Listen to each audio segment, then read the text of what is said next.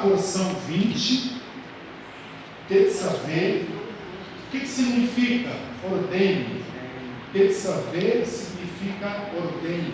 Capítulo 27 do livro de Êxodo, ou Shemot. Nós vamos ler o versículo 20 em diante. Todos encontraram, queridos? Capítulo 27 do livro de Êxodo, versículo 20 em diante, está escrito assim, irmãos: ordene ao povo de Israel que traga a você azeite puro de azeitonas prensadas para a luz, e mantenha a lâmpada continuamente queimando. Arão e seus filhos devem colocá-la na tenda do encontro, do lado de fora da cortina, diante do testemunho, e mantê-la acesa desde a tarde até a manhã perante o Senhor. Este deve ser um regulamento permanente em todas as gerações do povo de Israel. Amém? Versículo 20 de novo, acompanhe comigo, por favor. Ordene ao povo de Israel que traga a você azeite puro de azeitonas prensadas para a luz, e mantenha a lâmpada continuamente queimando. Bendito seja o nome do Senhor. Pai, fale conosco, e em nome de Yeshua, ministre no nosso coração, para que a tua palavra ela penetre no nosso coração, gerando em nós confiança, gerando em nós esperança e acrescentando sobre a nossa vida a tua unção, Senhor. Em nome de Yeshua, que possamos sair daqui nesta noite ainda mais, Senhor, comprometidos com a tua palavra, com a tua vontade para a nossa vida, porque a palavra declara, Senhor, que nós não devemos ser ouvintes somente, mas praticantes. Ajuda-nos em nome de Yeshua, e que a tua palavra vá e produza o resultado para qual está sendo enviado. Amém, queridos? Essa porção hoje, eu acredito que hoje vai ser um pouco rápido, vamos dizer assim, mas ela é muito interessante, tá bom? Eu falo que vai ser um pouquinho rápido, aí vocês já ficam mais animados, né? Já vamos embora rápido. Mas não é pegadinha, mas é verdade. Essa porção, queridos, ela vai do capítulo 27 até o 30. Essa porção, que tem por nome, como eu já falei, Tetzavé, ordene, Moisés, ele recebe uma incumbência da parte de Deus para separar o seu irmão Arão e seus filhos, para consagrá-los ao sacerdócio. Ou seja, Arão seria o sumo sacerdote e seus filhos seriam sacerdotes junto com ele. Para quê? Para cuidar do serviço junto ao Eterno. Eles, como sacerdotes, eles deveriam fazer o sacrifício, o holocausto, né? Eles seriam aqueles que iriam apresentar ao Senhor também a causa do povo, seriam aqueles que iriam, no momento do sacrifício, apresentar ali o cordeiro, para que uma vez no ano o povo viesse a receber o perdão, a festividade conhecida como Yom Kippur, o dia da expiação, o dia do perdão.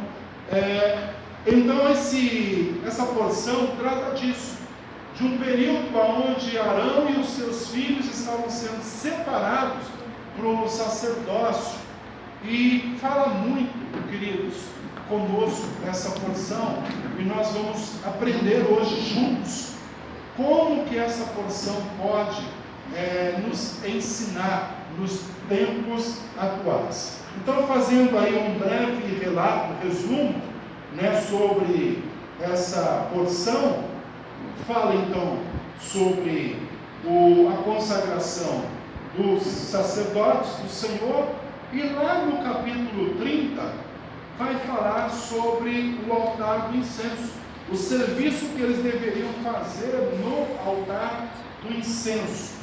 Eu gostaria que você, junto comigo, fosse para um outro texto bíblico, lá no livro de 1 Pedro, capítulo 2.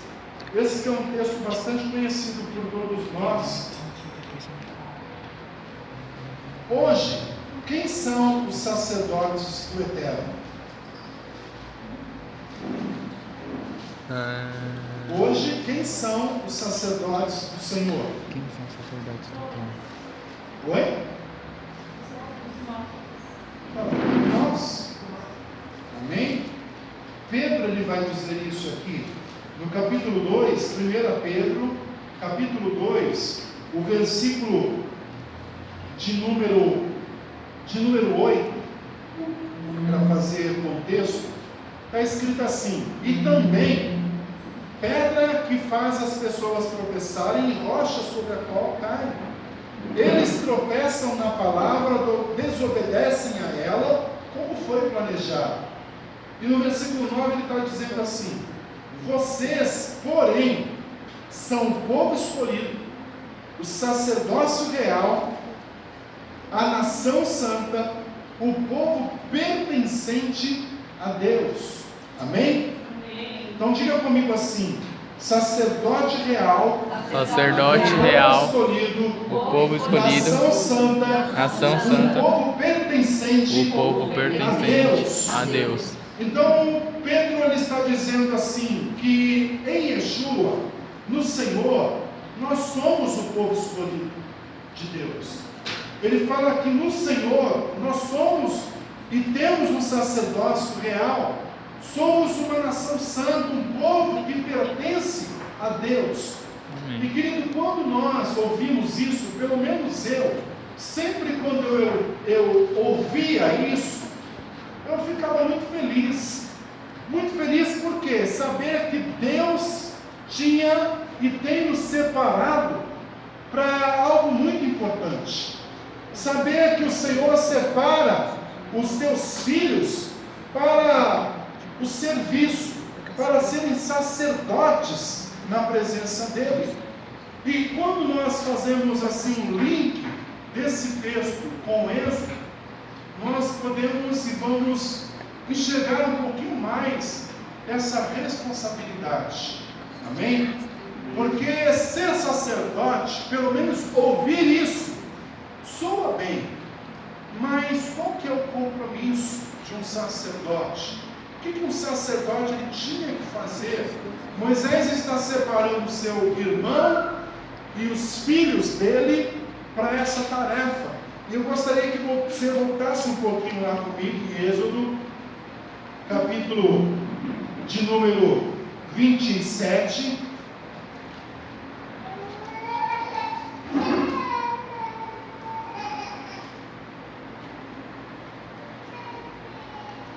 Amém? Todos lá, Êxodo 27. Moisés ele declara assim para o seu irmão, para o povo, que primeiro eles deveriam separar um azeite puro de azeitonas prensadas para a luz. Essa luz, amados, é a luz da menorá, do candelabro. Amém? Então o azeite que Moisés está dando a instrução para o povo, que eles deveriam separar, é um azeite puro. O Eterno, ele sempre deseja receber de cada um de nós o melhor. Então, quando ele pede para separar, não é qualquer azeite. Ele diz: precisa ser um azeite puro, prensado, puro, para que vocês mantenham a luz sempre queimando. Então, essa menorá que existia dentro, estava colocada dentro do tabernáculo, no lugar santo. Essa menorá, o sacerdote Arão, seus filhos, eles tinham a obrigação, a ordenança vinda de Deus, de pegar o azeite e colocar na menorá para que ela estivesse continuamente acesa. Não que Deus precisasse de luz, não é isso. Na verdade, quem precisa de luz é o homem. Amém? Mas amém. A menorá era uma representação de Yeshua, quando ele declara: eu sou a luz do mundo. Então o Senhor ele vem para iluminar todos os homens. E a menorá, ela é interessante porque Quando nós olhamos para a menorá, ela tem uma haste central. Deixa eu pegar aqui.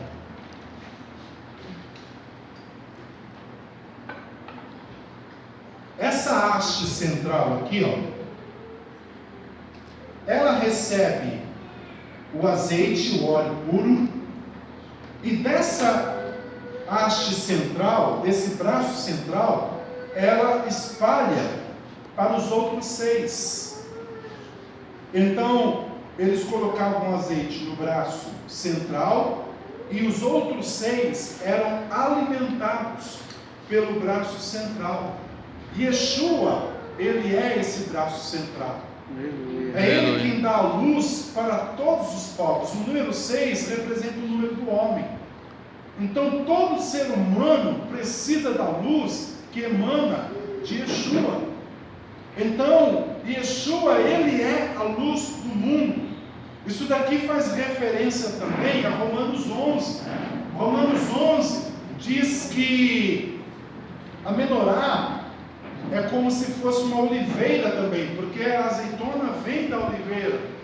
Esse azeite vem vindo de lá, ele então preenchia esse braço central, e todos esses ramos aqui representam também o povo de Deus, Israel. E Romanos 11 fala que nós fomos enxertados, que quando os judeus na época não receberam, é como se uma dessas hastes fosse quebrada e o Senhor colocasse agora uma nova haste, sendo os gentios, e colocasse na oliveira. Ou seja, essa mesma unção, esse mesmo óleo que vem do Senhor, essa mesma luz que vem de Yeshua, esse mesmo alimento, vamos dizer assim, ele não só sacia o povo escolhido, mas como também sacia a todos os gentios. Amém. Então nós também participamos da mesma alimentação, recebemos do mesmo alimento. Amém, queridos? Amém. E o que tem mais de interessante nisso? Quando nós contamos 1, 2, 3, 4, 5, 6, 7 hastes representam também 7 dias. Diga comigo, 7 dias. 7 dias. Então, a menorá, ela precisava manter o fogo aceso. Os sacerdotes cuidavam disso, de manter esse fogo aceso constantemente. E aqui representando também 7 dias. O que isso tem para nós? Amado, o fogo do Espírito Santo, a unção do Espírito Santo, ela não pode estar na nossa vida só numa quarta-feira, só num domingo. O fogo, a presença do Espírito Santo, que é o azeite representado aqui também, ele precisa estar na nossa vida 7 dias da semana. Aleluia. Todos os dias. Você não pode, nós não podemos, viver o nosso dia a dia sem essa unção, sem este óleo sobre a nossa vida. Querido, 7 dias. 7 dias nós temos na semana. 2 dias apenas para experienciar este óleo, esta unção de Deus, para sentir a presença. É muito pouco. Então nós precisamos da presença de Deus os 7 dias da semana. Aleluia. Aleluia. 7 dias da semana, a presença do Senhor tem que estar na minha vida e na tua vida. Aleluia. Isso daí é muito sério. É muito sério por quê? Porque fala de comportamento. Fala de comportamento. Nós não somos servos de Deus só quando estamos na igreja. Nós não podemos ser discípulos do Senhor só quando estamos na igreja. O maior testemunho de que nós somos discípulos do Senhor é quando nós estamos lá fora. Não é verdade? Então este azeite, este óleo fresco, puro, ele tem que queimar na sua vida. Aleluia. Principalmente quando você estiver lá fora, sendo referência para aqueles que não têm luz. E a palavra do Senhor diz isso, diz exatamente isso. Não é o mesmo texto que nós lemos, no livro de 1 Pedro, 1 Pedro ainda no capítulo 2, olha só que interessante, no versículo de número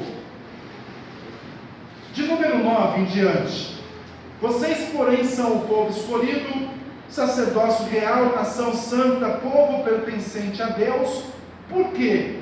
E ele vai dizer assim: para louvar aquele que os chamou das trevas para a sua maravilhosa luz.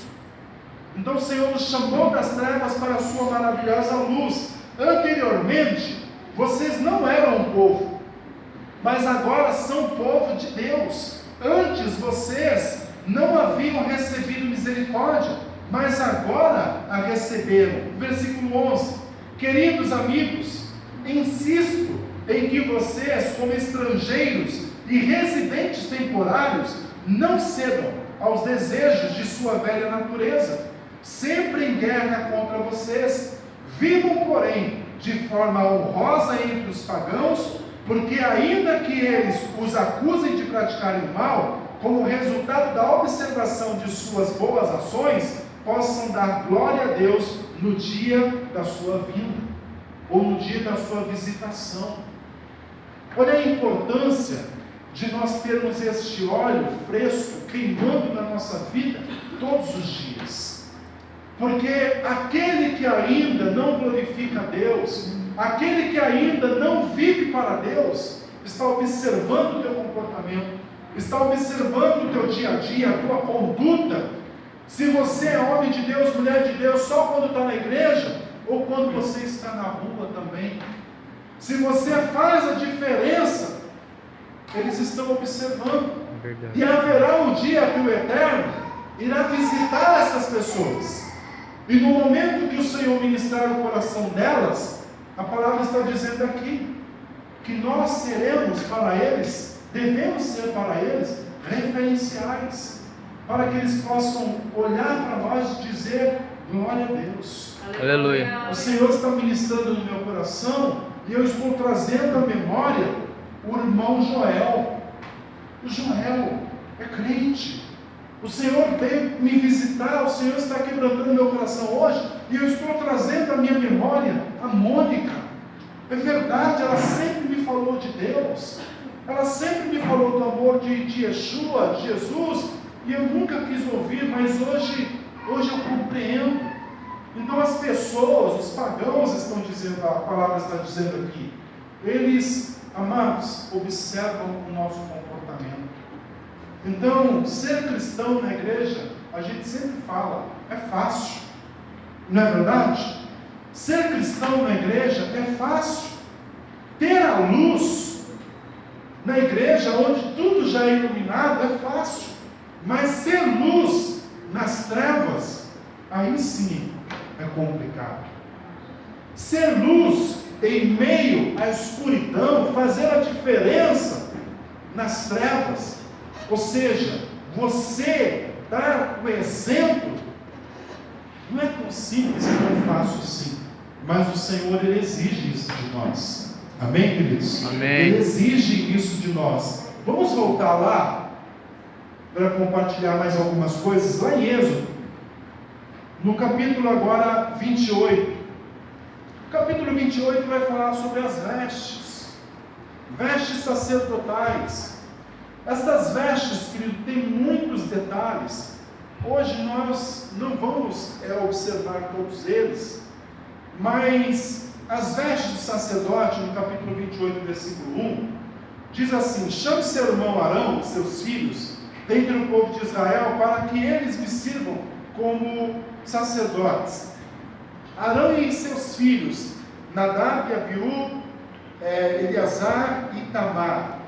Faça para seu irmão Arão roupas separadas para servir a Deus, que expressem dignidade e esplendor. Olha só, que expressem dignidade e esplendor. Fale com todos os artífices, a quem concedi o espírito de sabedoria, e que eles façam as roupas de Arão para separá-lo para mim, a fim de que ele me sirva no ofício de sacerdote. Então essa veste que o Senhor está dizendo assim para Moisés, preparar para Arão e seus filhos, essa veste ela deveria expressar dignidade e esplendor, que essas vestes elas seriam usadas quando eles estivessem ali servindo a Deus. Querido, o que o Senhor ministrou ao meu coração, e eu quero fazer essa pergunta para os irmãos: hoje, existe vestes para servir ao Senhor? Vocês acham que não? Ainda mais, hoje nós temos por costume dizer assim: vem do jeito que você está, e o Senhor ele vai trabalhar na tua vida, o Senhor ele vai te transformar. Amém, isso é uma realidade. Devemos nos aproximar do Eterno do jeito que estamos, que somos. Mas a grande realidade, querido, que quando o Senhor nos separa como sacerdote na presença dele, nós temos que ter dignidade e esplendor, inclusive nas vestes. Nós não somos de falar muito em costumes, mas nós, se pararmos por um instante para perceber, nós sabemos que hoje em dia o meio cristão, em relação às vestes, nós muitas vezes ficamos com vergonha, muitas vezes nós ficamos preocupados em ver como que tem seguido esse curso, a juventude, né? Como que os irmãos muitas vezes não se apercebem de algumas situações. E o Senhor está dizendo assim: Moisés, os seus irmãos, seus filhos, os filhos de seu irmão, eles deverão se apresentar diante de mim com dignidade e também com esplendor. As vestes representavam isso.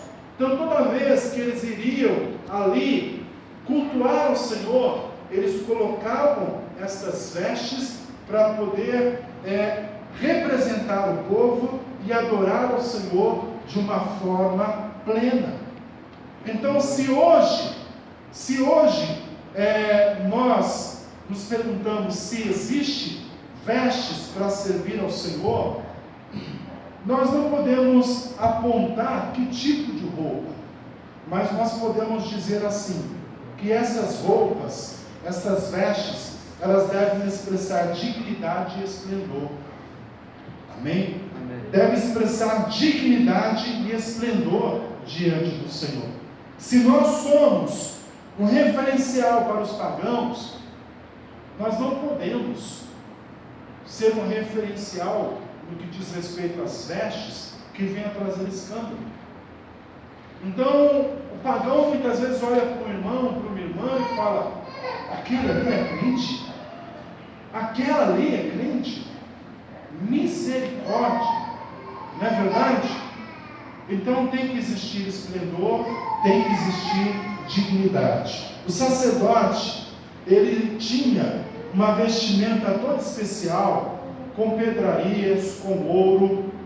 Nessas pedrarias levava inclusive o nome das 12 tribos de Israel, a representação do povo do Eterno. Essas pedras também, a palavra do Senhor diz, no capítulo 28, no versículo, acompanhe comigo no versículo de número 30, existiam duas pedras. Capítulo 28, versículo 30, diz assim: coloque o Urim e o Tumim no peitoral do juízo. Eles estarão sobre o coração de Arão quando ele se dirigir à presença do Senhor.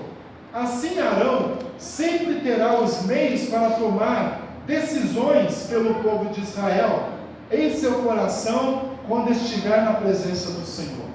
Essas duas pedras, elas são interessantes porque essas pedras ficavam, como a palavra está dizendo aqui, no peitoral do juízo, representava juízo. Toda vez que Arão se colocava na presença de Deus, para trazer juízo, buscar uma direção de Deus para o povo, A história aponta, os estudos apontam que essas pedras, elas tinham uma iluminação diferente, uma cor diferenciada. E conforme a sentença que Deus estaria dirigindo para Arão, essa pedra ela brilhava mais ou menos, fazendo com que Arão ali estabelecesse o que o Eterno estava mandando dizer ao povo. Então, quando Arão se colocava diante de Deus para apresentar as causas e trazer também juízo sobre o povo, ele tinha essas duas pedras como, qual a palavra que eu posso usar aqui? Como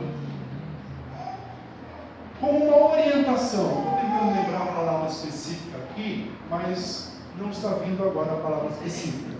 Mas essas duas pedras davam para Arão a direção que ele deveria dar ao povo, a condução que ele deveria dar ao povo.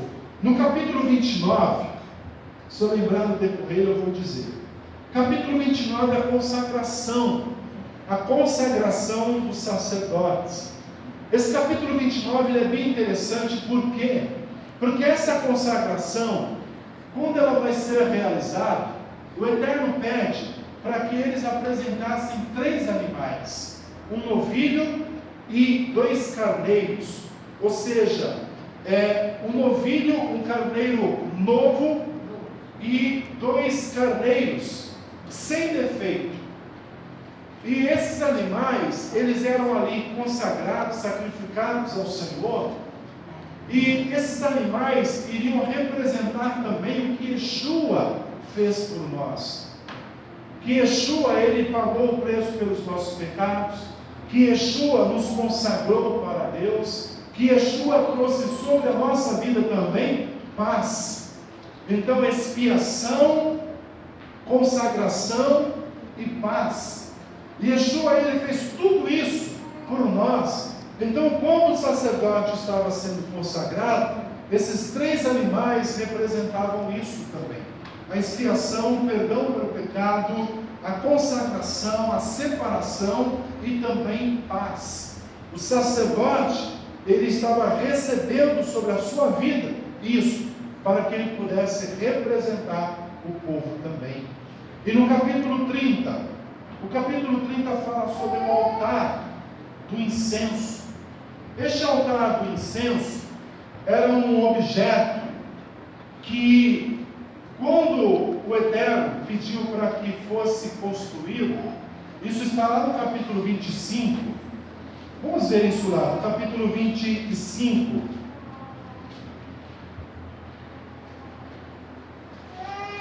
deixa eu ver aqui,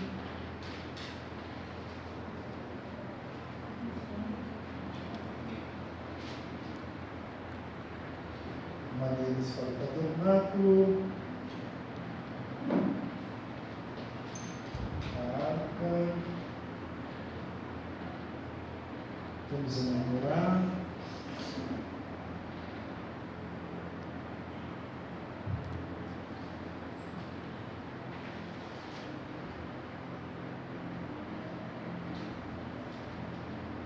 deixa eu ver aqui isso.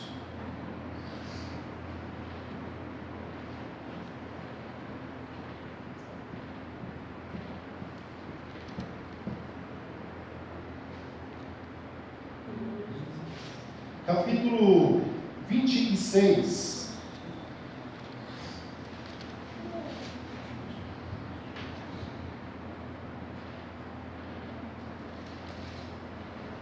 Deixa eu só confirmar se realmente é isso.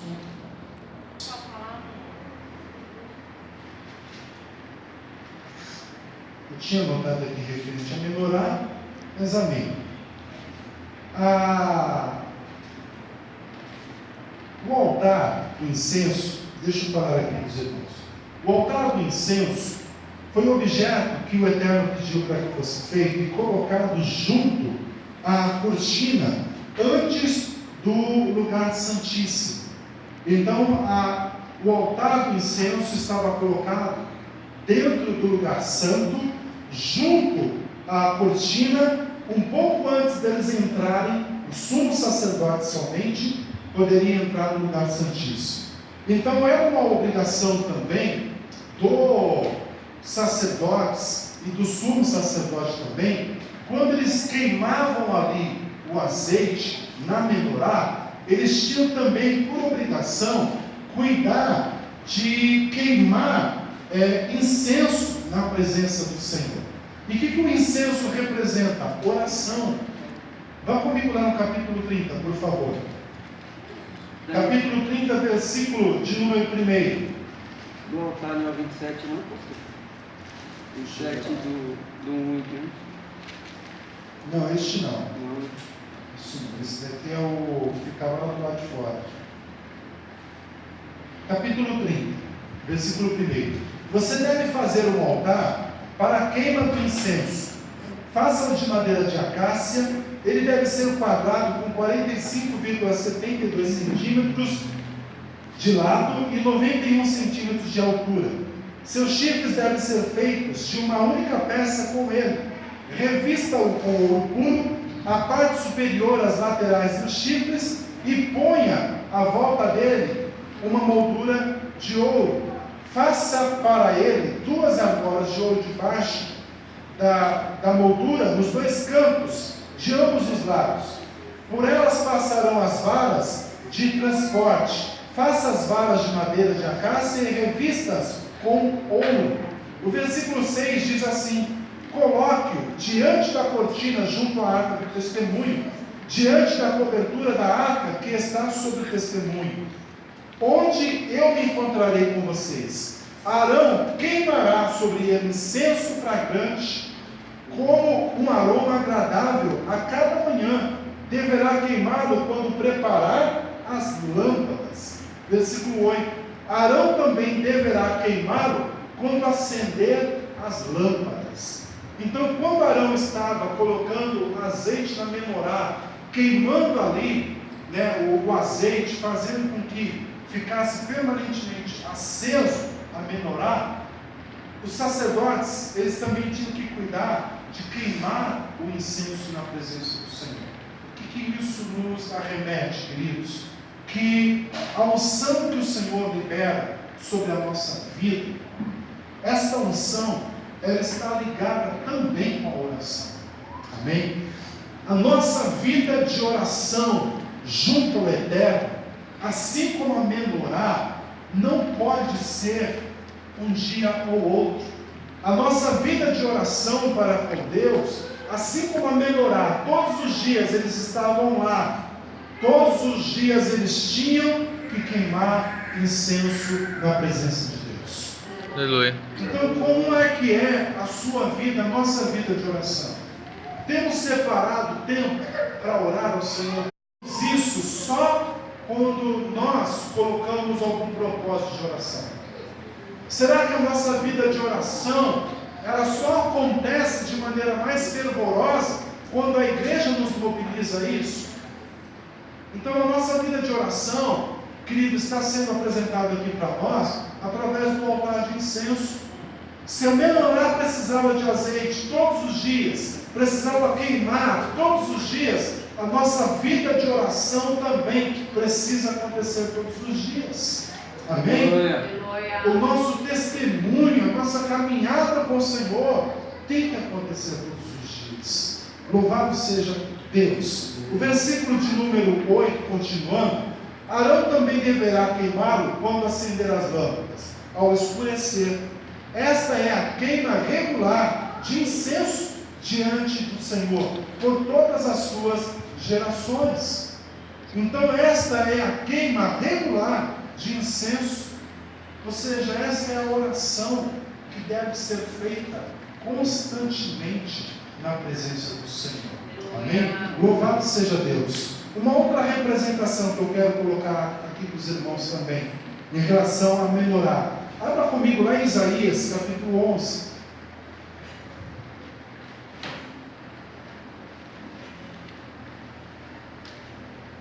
Nós já estamos apontando para o fim, amém, queridos?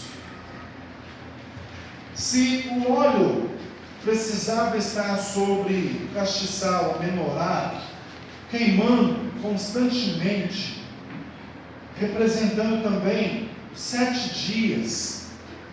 Esses 7 braços da menorá representam também os 7 Espíritos de Deus.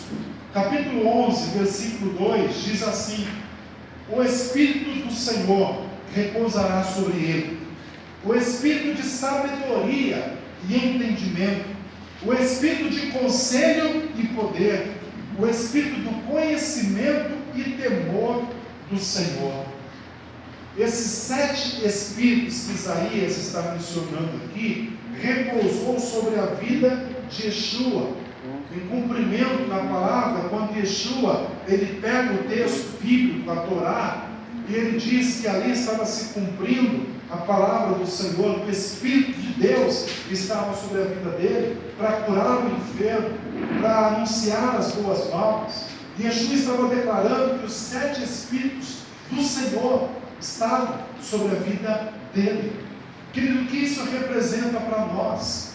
O Senhor, quando nós lemos lá em Êxodo, a palavra do Senhor diz assim, que eles deveriam separar pessoas para fazer os objetos. E o Senhor dava a essas pessoas o espírito de sabedoria para realizar coisas grandiosas. Isso é interessantíssimo, amados, porque a palavra do Senhor diz assim: se alguém tem falta de sabedoria, peça a Deus que de graça dá. Então, os 7 Espíritos de Deus, nós podemos nos colocar na presença do Senhor, em oração contínua, queimando o incenso, amém, na presença do Senhor, com a lâmpada acesa constantemente na presença do Senhor, e nós podemos receber do Senhor sabedoria, entendimento, espírito de conselho, de poder, de conhecimento, de temor de Deus. No seu dia a dia, você pode receber esse espírito fluindo poderosamente na sua vida. Esta unção o Senhor tem para cada um de nós. Para cada um de nós. Um outro texto, lá em Apocalipse 4, também fala sobre os 7 Espíritos de Deus.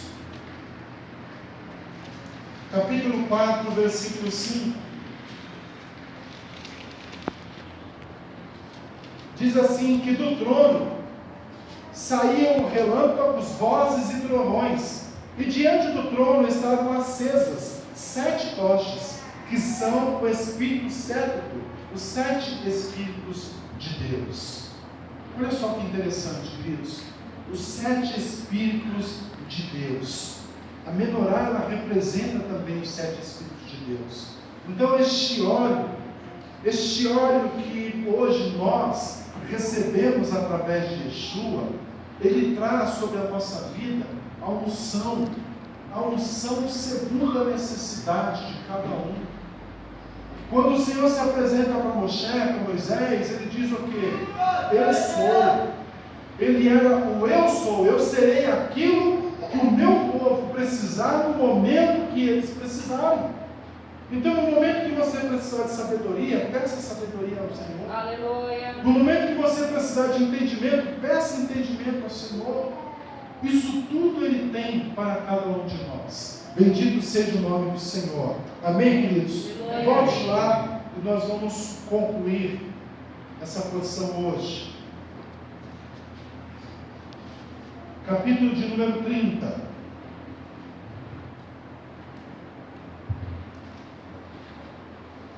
O versículo de número 10.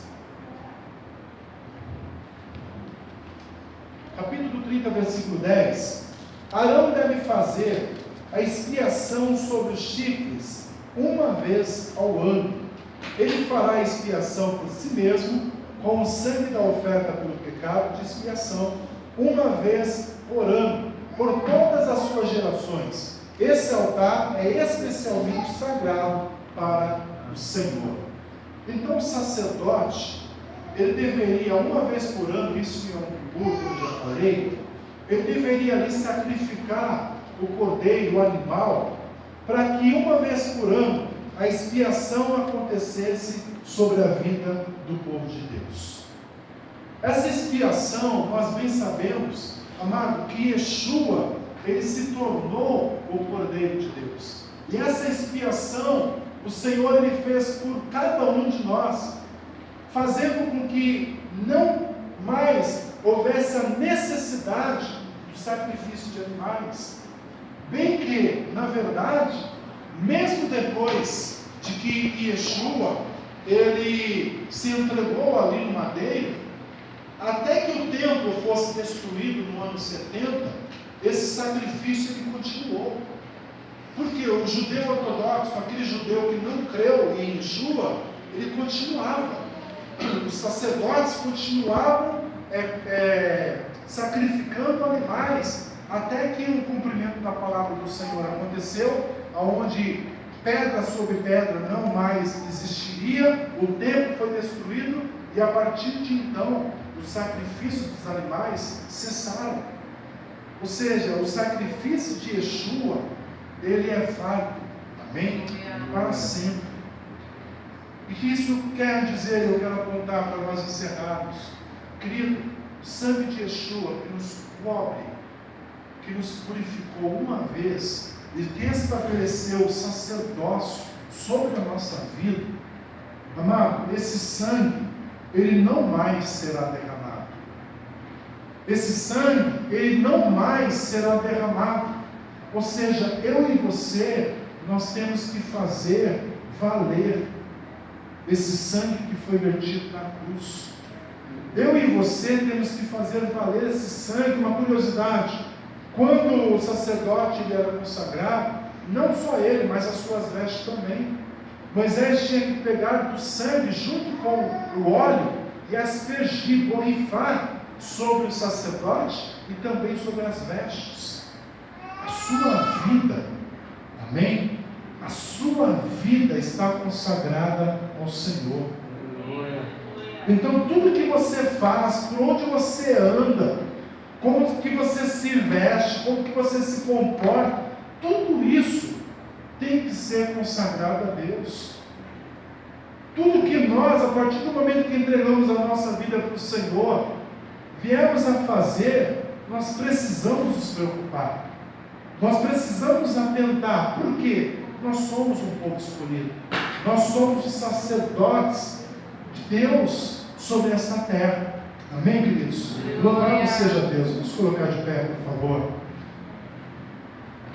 Bendito seja o teu nome, Pai. Bendito seja o teu nome. Eu quero te convidar.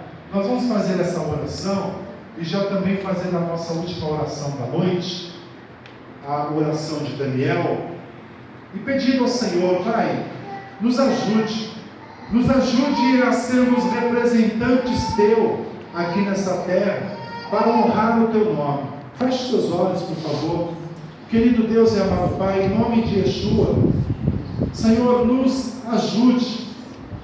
ajude a glorificar e exaltar o teu nome em tudo que nós viermos a fazer. Nós precisamos melhorar muito, nós reconhecemos, Pai. Nós somos falhos, errantes, nós temos muita coisa, Pai, no nosso dia a dia por consertar, mas o azeite, Senhor, este óleo, ele deve queimar continuamente.